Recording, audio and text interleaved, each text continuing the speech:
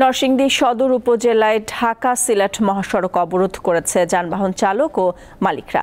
বেলা ১১টা থেকে সদর উপজেলার শাহে প্রতাপ এলাকায় ঢাকা সিলেট মহাসড়কে অবস্থান নেন তারা। এ সময় মহাসড়কের দুই পাশের অন্তত ২০ কিলোমিটার দীর্ঘ এলাকায় আটকা পড়ে বিভিন্ন রুটে চলাচলকারী যানবাহন।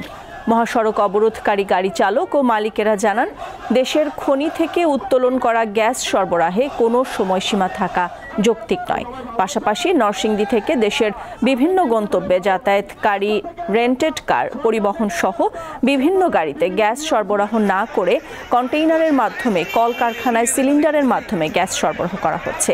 এর প্রতিবাদ এবং সিএনজি পাম্প স্টেশন থেকে যানবাহনগুলোতে ২৪ ঘন্টা গ্যাস সরবরাহের দাবিতে সড়ক অবরোধ করেছে তারা।